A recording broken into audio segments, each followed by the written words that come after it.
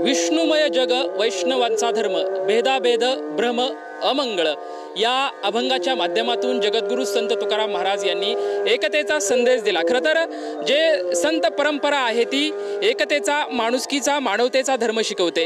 जगद्गुरु संत तुकाराम महाराज यांचा जो पालखी सोहळा आहे तो खरं तर काल देहू नगरीमधून प्रस्थान झाला आहे। इनामदार वाड्यामधला पहिला मुक्काम केल्याच्या नंतर पालखी जी आहे ती पंढरपुराकडे मार्गस्थ होती। मात्र मार्गस्थ झाल्यानंतर जो पहिला विसावा असतो तो हजरत सय्यद अनगड शाह बाबा यांच्या दर्ग्यामध्ये असतो आणि या दर्ग्यामध्ये आल्याच्या नंतर या ठिकाणी आरती होते आणि आरती झाल्याच्या नंतर इथून पुढे पालखी जी असते ते खरं तर मार्गस्थ होते। मात्र जे हिंदू मुस्लिम ऐक्याचं जे प्रतीक आहे ते हे प्रतीक आहे। जगद्गुरु संत तुकाराम महाराजांच्या अभंगामध्ये एक ताकद होती की सर्वांना सामावून घेण्याची ताकद होती आणि याची प्रचिती खरं तर या ठिकाणी ती जे अनगड शाह बाबा आहे ते जगद्गुरु संत तुकाराम महाराज यांचे समकालीन मित्र होते आणि त्यावेळेस त्यांनी संत परंपरेमध्ये सुद्धा आपलं मोठं योगदान दिलं होतं। त्यांच्या मैत्रीची एक वेगळी मिसाल होती आणि आज वर्षानुवर्ष एवढ्या दिवसाच्या नंतर सुद्धा त्याची प्रतीची या ठिकाणी येत आहे। जो पालखी सोहळा आल्याच्या नंतर या ठिकाणी दाखल झाल्याच्या नंतर या ठिकाणी आरती होती। सध्या आपण पाहतोय की समाजामध्ये जी विषमतेची दरी निर्माण झाली आहे अशा विषमतेच्या दरीमध्ये सुद्धा ज्या संतांनी जे विचार आहेत ते विचार आपल्याला दिले होते आणि ते आत्मसात करण्याची खरी गरज आहे।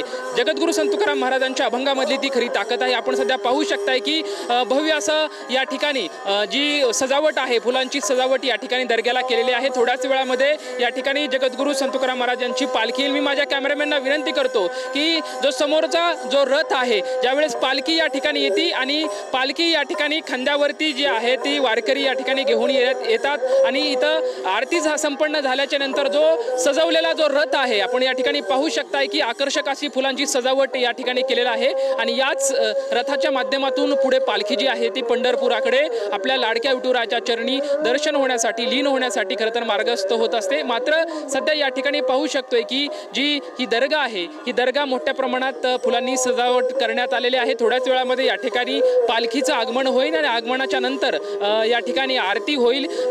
आज वर्षानुवर्ष खरं पिढ्यानिपिढ्या ही वारी सुरू आहे। मात्र 16व्या शतकातील जे जगद्गुरु संत तुकाराम महाराज होते त्यांच्या समकालीन अनगड बाबा यांनी सुद्धा या संत परंपरेमध्ये मोठं योगदान दिलेलं होतं आणि जगद्गुरु तुकाराम महाराज आणि यांची एक मोठी मैत्रीची मिसाल होती। आज गाये सुद्धा ती मैत्रीची मिसाल टिकून आहे। आज वारीच्या माध्यमातून आपण खरं तर हा जो सोहळा आहे तो सोहळा पाहत आहोत। या ठिकाणी जे वारकरी आहेत किंवा ज्या दर्ग्याचे जे या ठिकाणी जे सेवा करत असतात ते सुद्धा जे सेवेकरी आहेत ते सज्ज झालेले आहेत। थोड्याच वेळामध्ये या ठिकाणी पालखी जी आहे ती दाखल होईल आणि दाखल झाल्याच्या नंतर आरती या ठिकाणी संपन्न होणार आहे। मात्र समाजामध्ये एकतेचं प्रतीक देणारा हा सोहळा मात्र डोळ्यात टिपून ठेवासा वाटतोय। कॅमेरामॅन विशाल रायपुरेसोबत लक्ष्मण जाधव, टीव्ही9 मराठी, देहू।